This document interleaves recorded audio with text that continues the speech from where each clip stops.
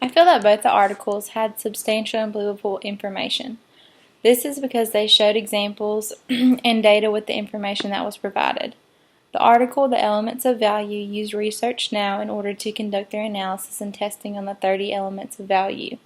They worked with well-known companies and provided some of the findings that came from working with Research Now in the article. I feel that this gave a sense of understanding as well as believability in the article. The article, Competing on Customer Journeys, provided information and personal experience from a company called Sungevity. They explained how the company used the customer journey approach and how it affected the customers and sales of the company. The article also highlighted an experience that one of the workers at Spotlight actually had with Sungevity himself. I feel that this was something that really highlighted what the approach could do for a company, especially using the first-hand experience in this article. Looking further into the Elements of Value article, it starts off by explaining how things are normally done in businesses, which is the use of discrete choice analysis.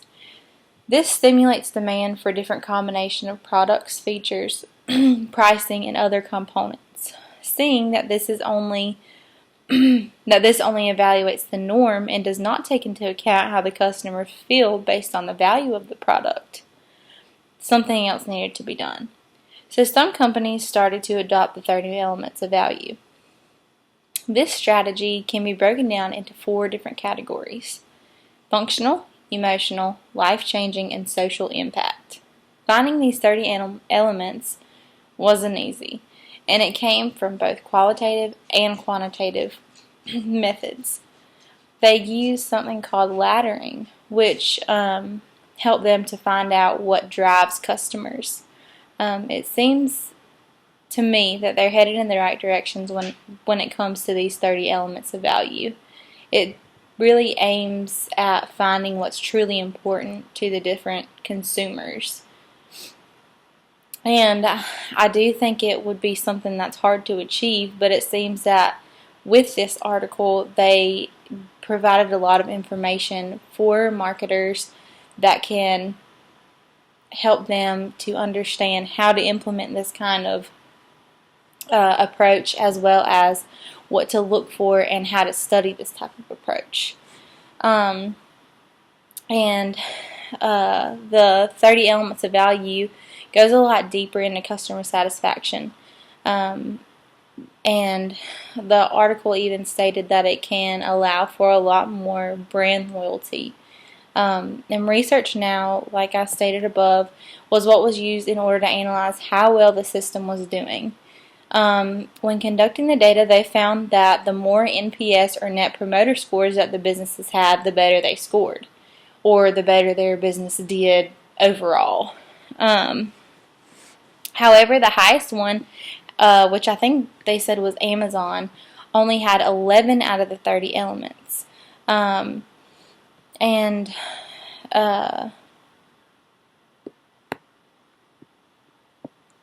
With Amazon having these 11 out of the 30 elements, it seems that they were able to bring about a lot more variety to their brand of Amazon Prime. And so this allowed for customers to be happier, and so they could generate more revenue by increasing the price of Amazon Prime. And so the patterns of value creation, which is also something that was mentioned in the article, was the perceived quality of product was one of the most important things to consumers. So this can be used by finding what customers want and what appeals to them.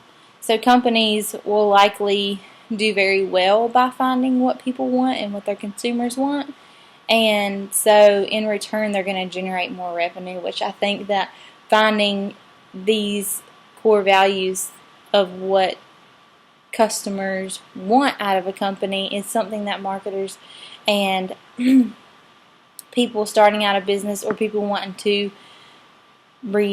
do a business or make their business more successful can really use and can be really helpful to them when searching for alternative approaches to their marketing strategies.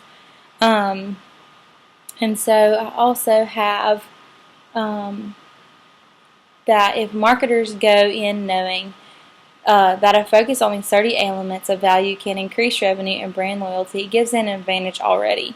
It is also important to make sure that the elements that have already been put into place are the right ones. If this isn't done, then there will not be much gain from this type of strategy. So if the company isn't or is weak in one area or stronger in another area, they need to evaluate these options so that they can make sure that what they have already implemented is actually successful and it's not something that the customers didn't really take to. So that's also something that they have to do along the way. It's just kind of analyze what they've got and how what they've got is affecting their business and their customers. And this can be done by reaching out to customers or, looking at their data and looking at numbers. Going straight to the customers and looking at quantitative data seems to be one of the most effective ways to start up and choose new elements and to add new elements to a company. In this article, structured listening, ideation sessions, consumer-centric design of prototype concepts, and rigorous choice modeling were used. All in all, these 4 methods were used together in order to find out what would be the best elements to add to their company, while taking into account their findings as well as how consumers feel about the company. In a way, they kind of help consumers choose what elements to bring to the table. So it almost gives the consumer a say in what the company does or what new element a company brings to the table. Which I think this is very important because it can really help marketers who are trying to add new elements. If they've already got this design, this is information that can be taken into account in order to add new elements and only help their business become more successful. But once there was some information and some guidelines on what to do whenever you are starting up this type of approach in a company. And they said that it's important that companies improve and focus on new product development, pricing, and customer segmentation. When improving the customer segmentation part of a company, it is very important to take into account the product as well as the brand. And I feel like these things really going into more detail can help those who are trying to start out a company because it gives you an idea and it gives you some perspective on what it might be like, what things you're going to have to take into account. So I feel like this article was very helpful in that it really helped to get the whole perspective. It kind of gave you what the outcomes might be. It gave you how to implement new elements. It gave you the outcomes of companies that had already adapted this type of approach, maybe not even knowing this type of approach. And it also gave, how do you start up this type of approach? So I think that the article was very informational and it was something that can really be taken into account when looking at a high-level marketing perspective. And looking deeper into the competing on customer journeys, it seems that they're onto something when it comes to this type of consumer engagement. They found a way to engage customers through a journey and take them through the journey. They've incorporated all the steps that they need to get to the product.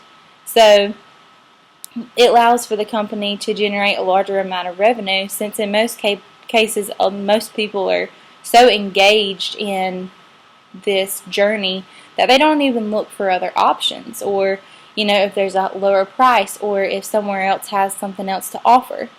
And so in order for this to be most successful, there are 4 things that need to be done. Automation, which serves for a quicker way or automatic way of doing something in a business that is normally done manually. Proactive personalization, which allows for the company to gather more information in order to personalize a consumer's experience.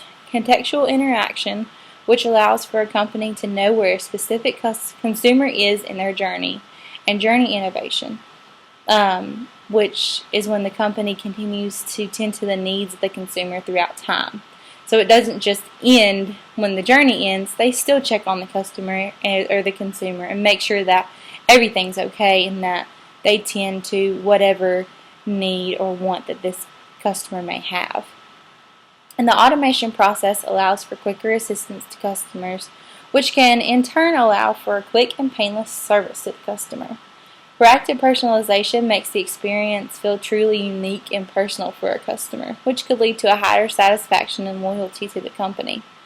The contextual interaction allows for the company to skip the confusion and waiting around that is caused by not knowing where the customer is in their journey.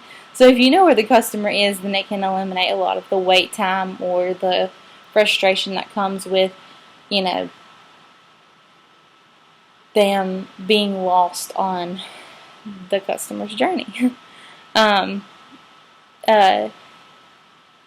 journey innovation is one of the most important steps, in my opinion, because it goes above and beyond to make sure that the customer is happy after their experience, which can bring brand loyalty to a company.